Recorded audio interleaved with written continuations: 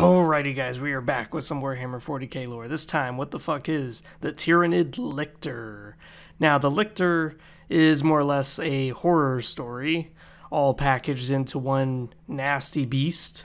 If anything, Warhammer 40k can pull off an amazing, terrifying movie if they were to ever just have it where the monster is a Lictor.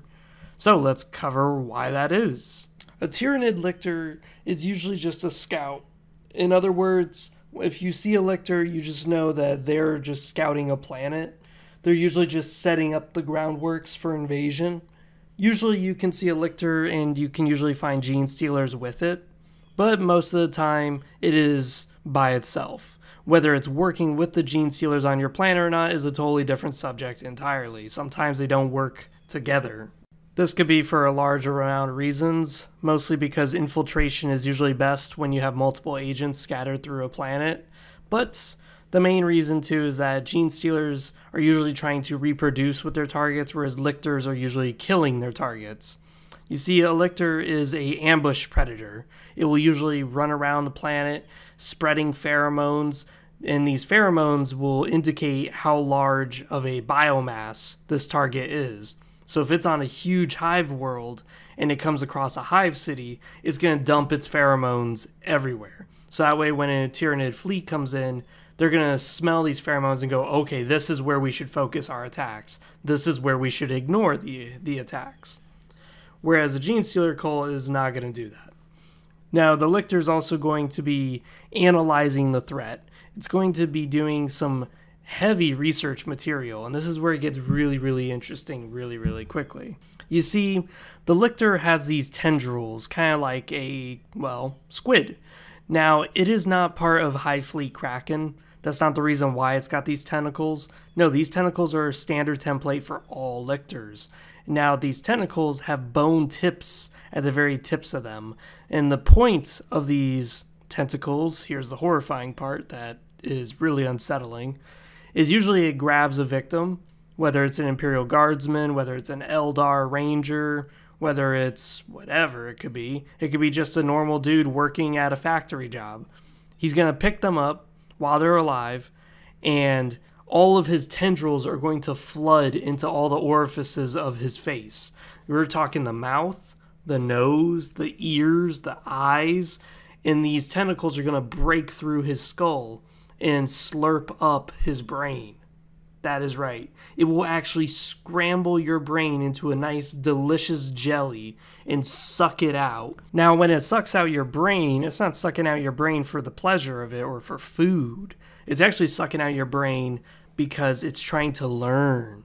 That's right. It can learn your entire life, who your friends were, who your family was, what job you do, maybe the schedule that you work, so now it knows what time your factory is closed so it can make a nest there.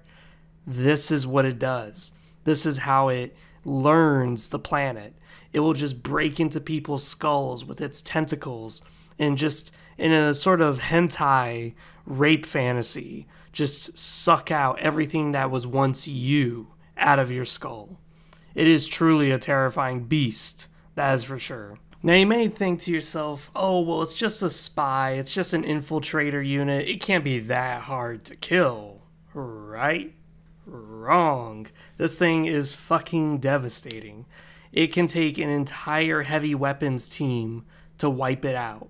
There was actually an Tempestus unit that nearly got wiped out, and all they did was just try to kill a single Lictor. A single Lictor, mind you. Almost killed a Tempestus Scion and the Inquisitor leading them. That is fucking scary. Now, of course, the way it stays hidden in the way it fights is very unique out of all the Tyranids, because you see, it exists outside of the hive mind. It doesn't need a synapse creature to keep it connected to the hive mind to stop it from going feral. So when a Tyranid invasion force does come in, and you go, oh look, there's a synapse creature right next to that Lictor. Let me kill it so it can hurt the Lictor. It will not hurt the Lictor at all. This is what makes it very fascinating. It's a very independent unit. And this is where it gets really crazy, is that its carapace is tougher than almost power armor. And its weapons, those giant mantis claws you see, those grasping claws and rending claws, those are able to rip apart armor very easy. There is not much that a Space Marine Terminator can do if this Lictor gets on top of it. It is extremely fucked. But, of course, fighting is not always the answer. So, of course, this thing has superior chameleon capabilities. It's even able to hide its metabolism. Just lower that shit down so that way it makes no heat whatsoever. Now, this is actually really cool in the lore because you can tell a Lictor's around whenever your little scanner device makes a blip. Like as if it just detected a life sign but then just went away. Most Imperial Guardsmen just shrug this off as, oh, that's just my piece of shit radar malfunctioning again. Blip, and now it's gone. Blip, now it's gone. No, that's actually a Lictor. And most Inquisitors and Commissars who are familiar with Lictors know that the equipment's not malfunctioning. It's just the Lictor is really well at hiding itself. So your radar is working. You got to get there pronto and try to kill the beast. Now, of course, this isn't easy. It's able to blend in perfectly with its environment, even able to get the drop on Eldar. And it's, of course, very stealthy. It may choose not to engage you, because, mind you, it has a mind of its own. And speaking that it has a mind of its own, there's actually an upgraded version of the Lictor, known as the Death Leaper. Now, the Death Leaper is a much stronger variant of the Lictor, but the Death Leaper has some really cool rules to it in the Codex, and also has a really scary story to it, to boot. You see, it has this character Codex where it's called It's On Me, or It's After Me, whatever. And what that means is that you can assign this Lictor, the Death Leaper, to a specific target in the enemy dude's army, and you can reroll anytime you try to hit his ass. That's right. You can just target the general, you could target a hero, whatever, and just be like, I'm coming for you, baby girl. Coming in, loud and proud, swag. And that's what the Death Leaper will do. The Death Leaper is more of an assassin variant, hence why it's got better stats, I think, than the Lictor. But what it does is it typically finds someone who's very important to a planet, and it will usually assassinate them. Now, there's a terrifying story about it where it was on a very religious world, and it was supposed to assassinate this head cardinal of the planet. But upon analyzing its target, upon, sucking out people's brains, the Death Leaper realized if it killed the cardinal, it would just rally people's morale and it would turn him into a martyr against the Xeno threat, which would make the planet harder to invade for the Tyranid fleets.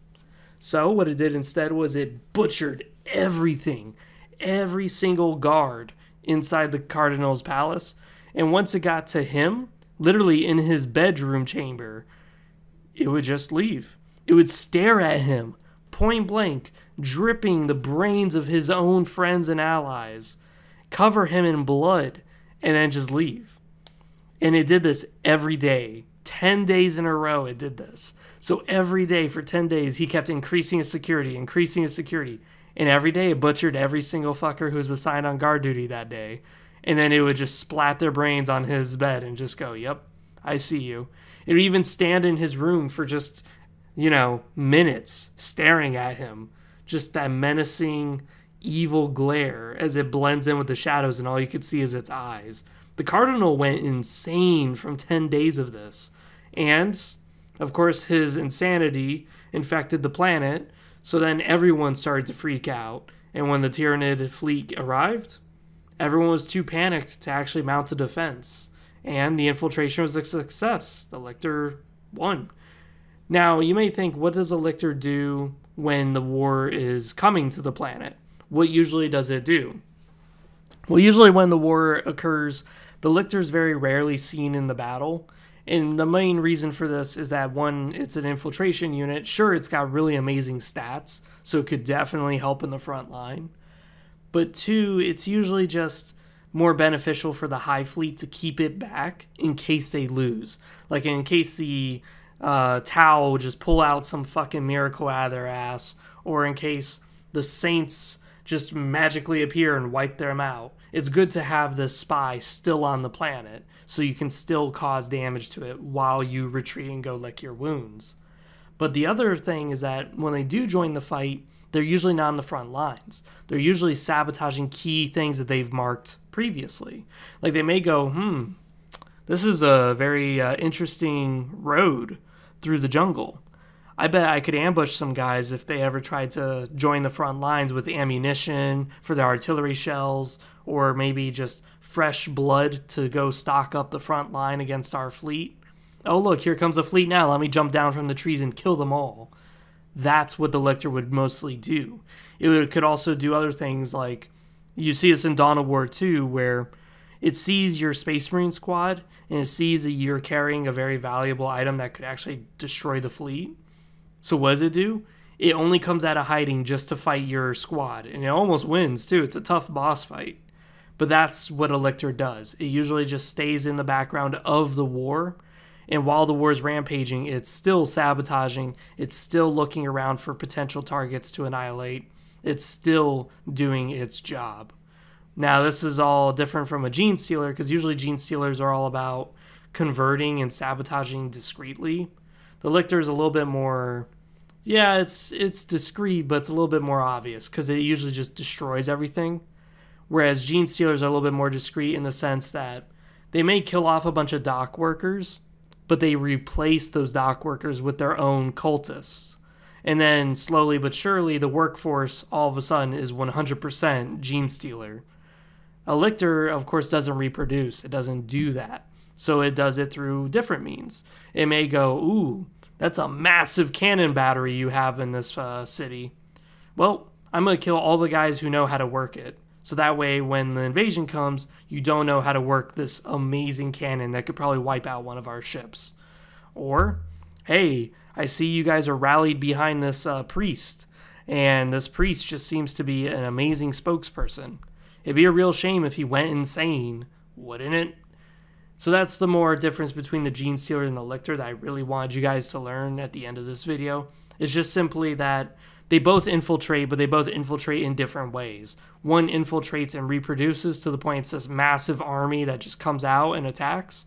One infiltrates and assassinates and sabotages, but even when the war is well winning in the Tyranid's favor, it still might not come out of the shadows. So, besides that, this has been Freezer700. I am out. See you guys next time. Comment down below what you guys want to see next.